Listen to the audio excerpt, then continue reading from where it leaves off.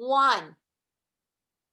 Hello, I'm Vincent Scorza, Senior Vice President at Bank of America, Certified Financial Planner, and a congregant at Church by the Sea. This series is designed to help you take control of your money and get ahead in 2021. Let's begin with budgeting and banking basics. Today we're going to discuss how to manage debt, including debt repayment strategies, banking basics, such as different types of accounts and ways to pay, and what each of these is good for, what an emergency fund should cover, and why it's important to have one. Finally, how to set up and use a budget, which you might think of as a spending plan, and how it will help you gain a better financial foundation. Let's jump into some do's and don'ts for managing debt. First, do prioritize paying off debt. Although it's tempting to put money towards something you want to buy instead of debt repayment, the faster you pay off your debt, the less you'll have to pay in interest in the long run, and the faster you become debt-free. Do pay on time. Paying your bills on a timely basis is important, as it keeps you from falling behind, avoids late fees and interest charges, and shows lenders that you are responsible with credit. Lastly, stick to a spending plan. If you don't need something, don't buy it. Avoid impulse buying and stick to your everyday spending plan. We'll talk about how to build one of these in a few minutes. As for the don'ts, first off, don't just pay the bare minimum. Paying the minimum will make your debt seem more manageable in the short term. But the less you pay now, the more you'll have to pay in interest. Don't forget about accounts that you have open. Even if you're not using an account regularly, it's still important to check it and ensure any balances are being paid on time. Last, don't shop till you drop. Maxing out your credit card can hurt your credit and cause your interest rates to go up. The calculations you see on this slide show just how much more you may have to pay in interest if you owe $5,000 on a card with 13% interest and only pay the bare minimum, compared to paying a little bit more than the minimum, in this case, $175 versus $100, instead of it taking 23 plus years to repay the debt and costing over $5,000 more than you borrowed. It could take as little as 3 years and cost only $1,000 in interest. That's a big difference.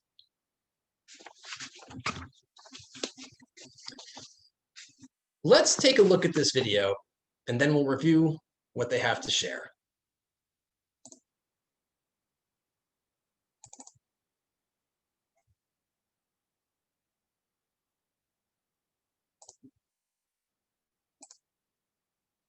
I think I started at the end. Strategies for paying down debts.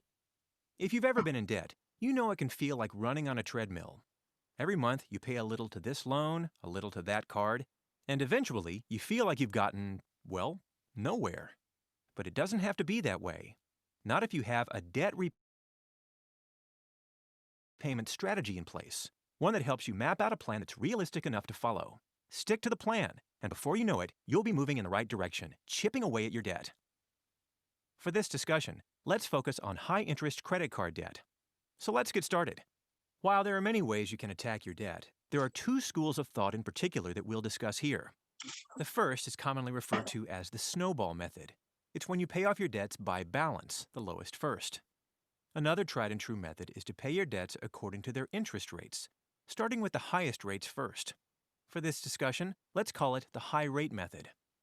So how do these strategies actually work? Let's start with the Snowball Method. First, make a list of all of your credit card balances from lowest amount to highest. If two balances are similar, prioritize the card with the higher interest rate. When you pay your monthly bills, make the minimum payment due for all of your debts. Then take any additional money you have available and put it toward the debt with the smallest balance. Do this each month until you've paid off your smallest debt. When you pay it off, don't use that account again until your debt is cleared up. Whether you hide the card in a drawer, freeze the card in a block of ice, or close the account, the point is to stop increasing your debt. The next step is to take the money you are paying toward that bill and apply it to the next smallest balance on your list. And as you continue moving down your list, the amount you're able to pay to each balance continues to grow and grow, creating, wait for it, a snowball effect. You might be amazed how quickly that can happen. Now let's talk about the high rate method. Again, make a list of all your debts, but instead arrange them according to their interest rates, with the highest interest rate first. Using this method, you'll also pay the minimum amount due across the board. Then, you'd focus on sending as much as you can afford to the account with the highest interest rate. Keep doing that until it's paid off. Once your balance is zero, concentrate on the card with the next highest rate on your list, and so on.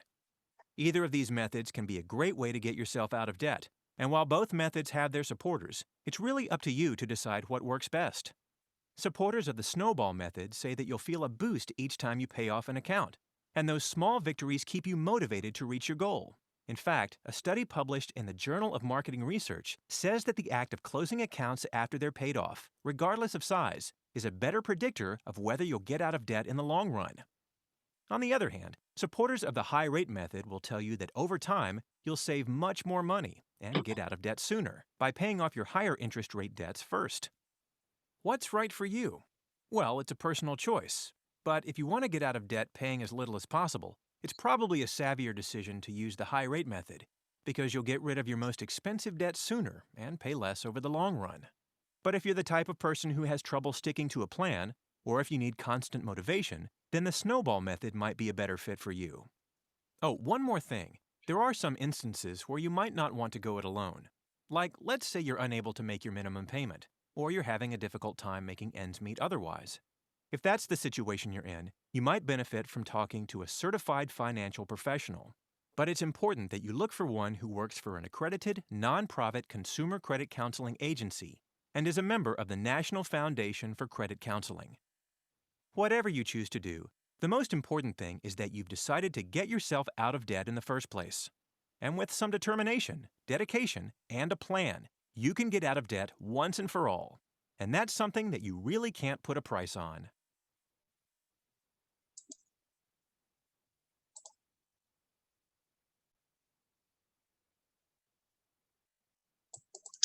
So I think that's a really important video, and I'm going to review the two methods that they discussed just to make sure that it was properly conveyed. So the Snowball Method, again, is the method where you pay off the lowest balance first. So if you have several debts to pay down, this method can help as you reduce the number of debts you have to manage faster. You may end up paying more interest this way than if you paid the highest interest rate debts first, but the Snowball Method is great if you have trouble sticking to a plan or if you like the motivation that it gives you. The second method they discussed is the high rate method. This approach is designed to help you pay the least amount of interest. With the high rate method, you pay off the debts that have the highest interest rates first. Although it's financially smart to minimize your interest rate charges, some people might find it harder to organize or more difficult to sustain because you may have to manage payments across multiple payees for longer. With both of these methods, it's important that you pay the minimum due on all your debts every month. Either one of these works. It's really your choice.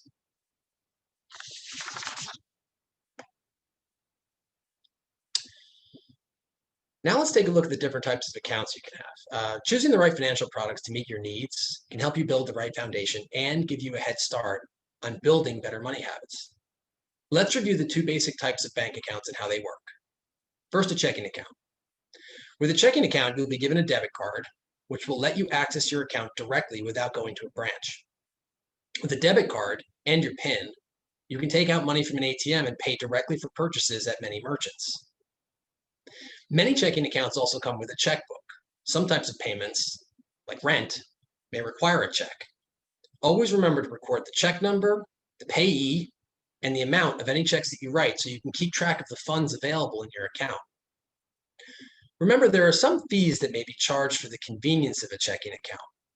Depending on the account, you may be charged a fee for not keeping the minimum balance required, for using another bank's ATM, or for withdrawing more money than you have in the account. Second, savings accounts. Savings accounts typically earn you a higher interest than checking accounts do. However, savings accounts typically limit the number of withdrawals you can make. While this may seem inconvenient, this limited access can help you meet your savings goals, as you won't be tempted to use the money in your savings account for any impulse buys. Savings accounts can also be linked to your checking account, so you can easily transfer money into your savings account or out of it if necessary. Setting a regular transfer of even $5 or $10 from checking to savings can help you establish good savings habits. Watch out for fees that may be charged with a savings account, such as fees for not maintaining the minimum balance or for making too many withdrawals. Now that we've talked about checking and savings accounts, let's review different ways you can pay for what you buy and the pros and cons of each. First, cash. Using cash can help you avoid debt because you only spend the amount that you have. However, carrying a lot of cash can actually be dangerous. If your cash is stolen, there's usually no way to get that money back. Second, a debit card. When you use a debit card, the cost of your purchases is taken directly from your checking account, which may help you avoid overspending and taking on debt. However, it's important for you to track your debit card purchases along with checks you write and other withdrawals from your account to avoid taking more money out than you have. Many debit cards offer fraud protection as well. Third, a credit card. When you use a credit card, the credit card company extends you a loan that you may use to make the purchase. You are borrowing money from the credit card company and you must pay back some or all of it every month. Using a credit card is a safe and easy way to build credit. But credit cards must be used responsibly. If you carry a high balance on your credit card, pay late, or only pay the minimum due, you will pay more in interest charges and could even hurt your credit score. Most credit cards offer fraud protection as well. Now let's discuss the basics of budgeting. Here are some things that you may need to budget for, or perhaps you already are. Emergencies. Without an emergency fund in place, an unexpected car or home repair, the loss of a job, or a trip to the hospital could force you into debt. Second, paying down existing debt. As we discussed earlier, carrying debt can be costly, and if not managed correctly, it can get in the way of your savings efforts, making it challenging to purchase the things you need or even hurting your credit score. Short-term goals. Things you want to save for might include a security deposit for a new apartment, a vacation, a wedding, or even a down payment on a home. To help you save for any of these goals, start by figuring out how much money you'll need and when you'll need it. Once you know the amount you want to save and when you want to save it by, you can then figure out how much you need to save every week or month. Saving for retirement. Ensuring you have savings to cover your retirement years is important. However, it takes time. The sooner you start, the better off you'll be. That will make it less stressful down the road. In addition to saving for retirement in a bank savings account, you can also invest through a brokerage firm. Investing offers the potential for a higher return than you will get with a savings account, but it also comes with greater risk. Investments are not insured and not guaranteed, and you can lose your money. Education. Having a bachelor's degree means earning 66% more money on average than if you have a high school diploma alone. But college is more expensive than ever, so saving for it is key. An emergency fund is a safety net that can help you cover unexpected expenses without breaking your budget and without having to take on expensive debt. Some people call this saving for a rainy day. When creating your emergency fund, it's important to consider all expenses so you can realistically allocate your funds. Here are some things to consider when starting your emergency fund. First, individuals should aim to save at least 3 months' worth of expenses to be safe. But if you haven't started your emergency fund yet, even setting aside money for 1 month is better than having no emergency savings at all. Families with 2 earners should try to have 6 months of expenses saved for an emergency. And families with only 1 breadwinner should have 9 months or more. Keep your emergency savings in an easily accessible savings account. Important expenses to consider when you're setting your emergency savings goal include housing, food, insurance, transportation, loan payments on any debt you're working to pay down, and personal expenses like your phone. For instance, let's say that every month you pay $600 on rent, $200 on food, $100 for insurance, $100 on loans, and $50 on transportation. Oh, and let's say $200 on your phone bill and other things like entertainment. If you add all these expenses up, it's a total of $1,250 every month. So if you are just saving for yourself, a solid emergency fund for you would be at least $3,750, which is all of those costs multiplied times 3.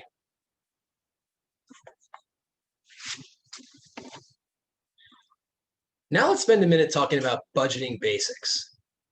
Here are 5 steps that will help you put a spending plan in place to get or keep your finances on track. First, know your net income. The first step in creating a spending plan is to know how much money you have coming in. Your gross pay, which is the total amount before taxes are taken out, is substantially more than your net pay, which is the amount you actually take home. Make a plan. Now that you know your net income, you should forecast what you'll spend in the coming months. Third, track your spending. It's helpful to keep track of and categorize your spending so you know where you can make adjustments. You can track and categorize your spending by keeping and sorting receipts, writing down everything you spend, or even using a budgeting app. Fourth, check up on your progress. It's important to see how you're doing, sticking to your spending plan, and adjust your spending or saving to stay on track or get back on track. Last, adjust your habits if necessary. Now that you've made your plan, you can see where you can cut back on your spending. For example, if you switch from buying lunch every day to packing it at home, that could save you as much as maybe $20 a day, $20 a week, excuse me. And $20 a week is a savings of over $1,200 a year. Now let's learn some more ways to stick to a spending plan by watching these 2 videos.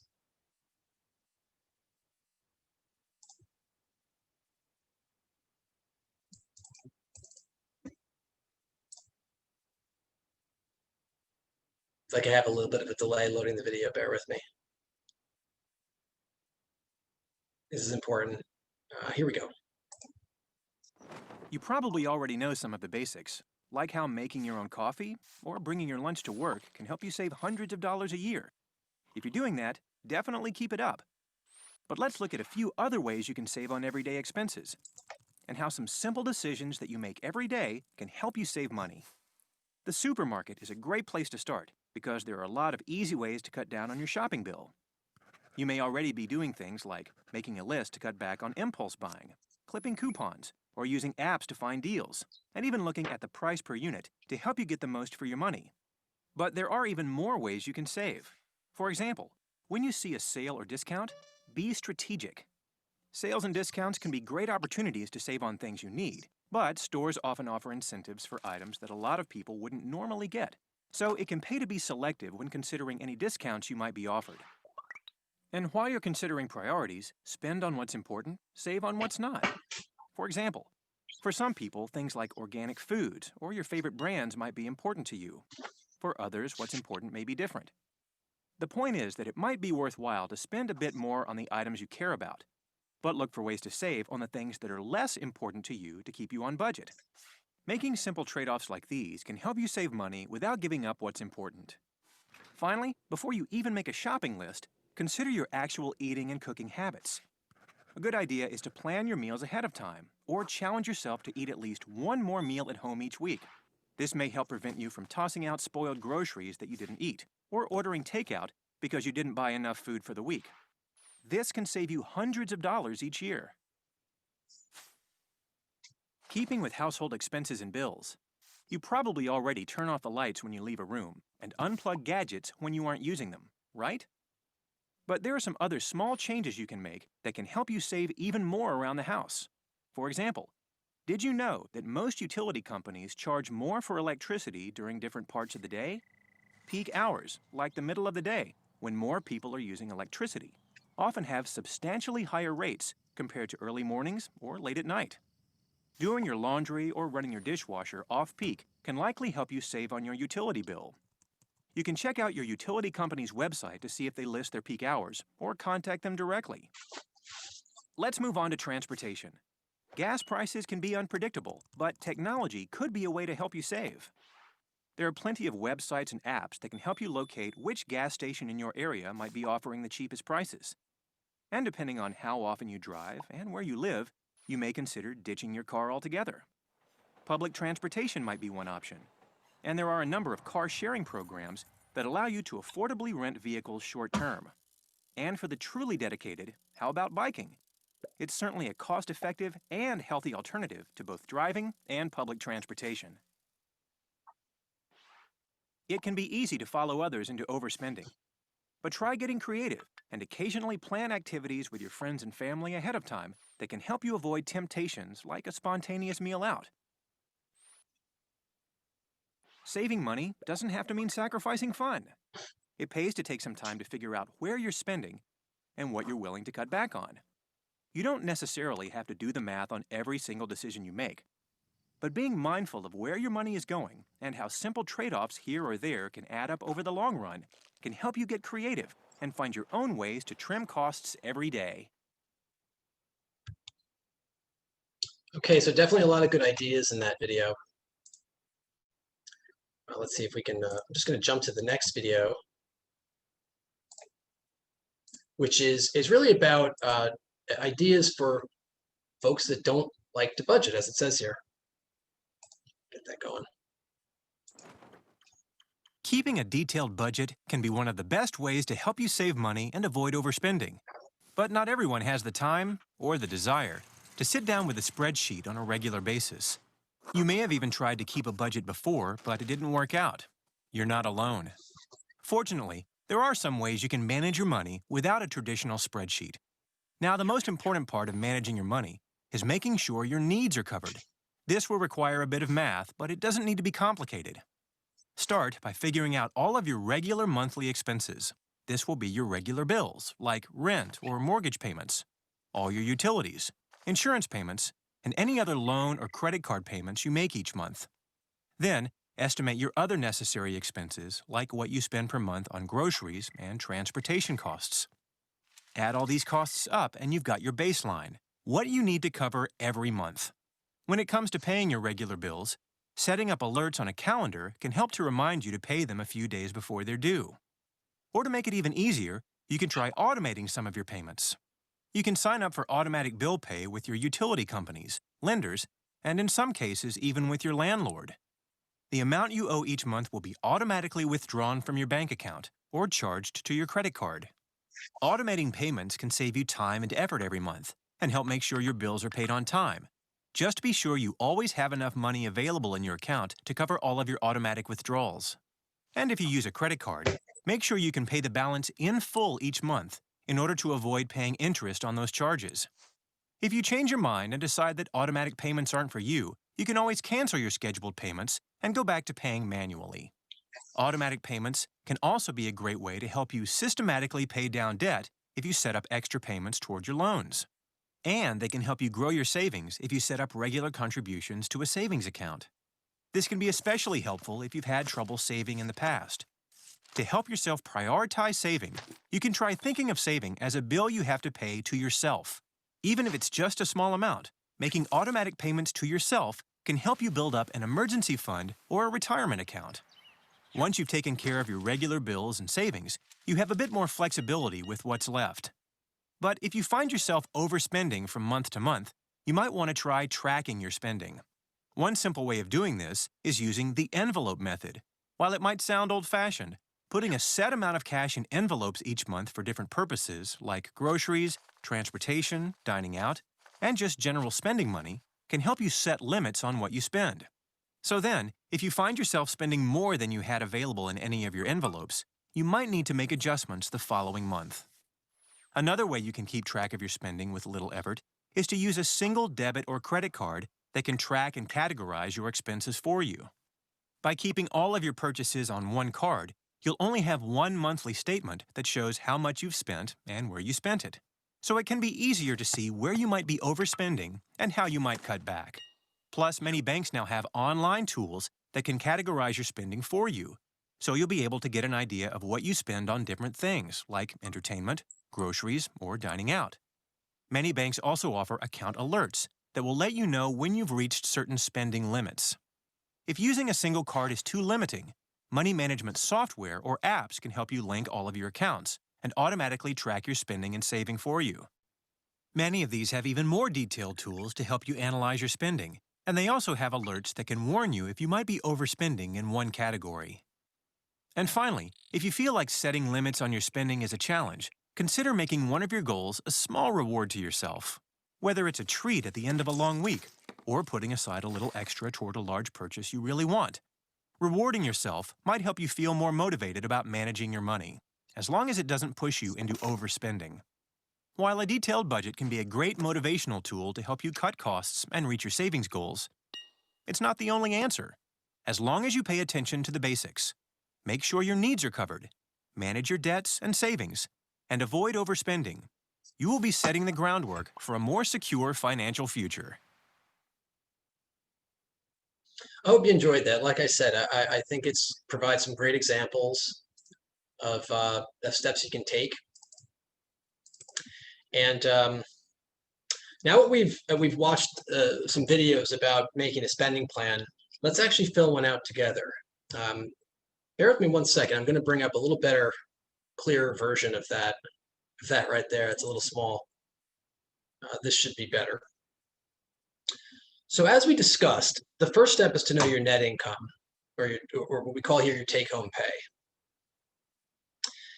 Once you figure that out, you want to write that down there. And the spending plan is designed to be used monthly, as earnings and expenses are most often received and paid on a monthly basis. So if you get paid twice a month, multiply that take-home paycheck amount by 2, and you'll have your monthly take-home pay. The second column here is what we call planned spending. This is how much you plan to and will try to spend no more than each month. For instance, you may have a goal of spending no more than $300 on groceries. So you'd write $300 below planned spending in the groceries row, in the home and utilities section there that you can see here.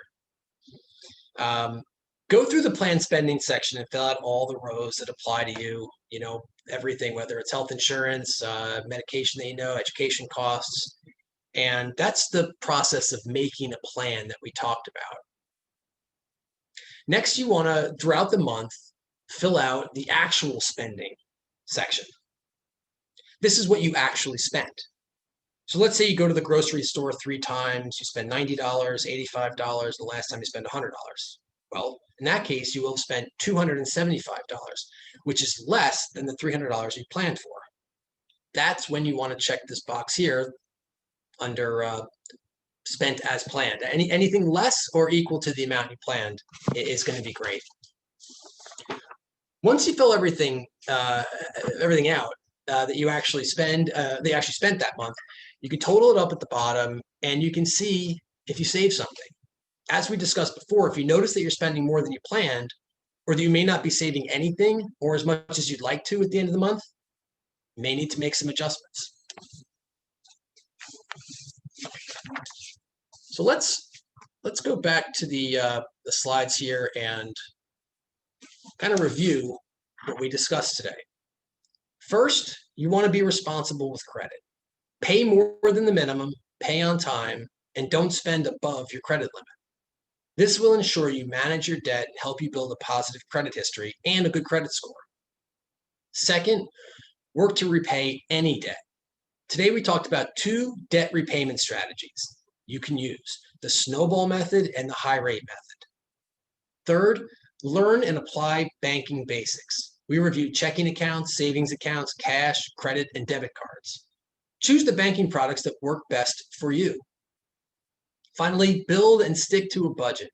It's important to know your income and expenses and make a spending plan to manage your needs. That wraps up our session on budgeting and banking basics. Please go ahead and post any questions you have in the comments, and I'll do my best to answer them.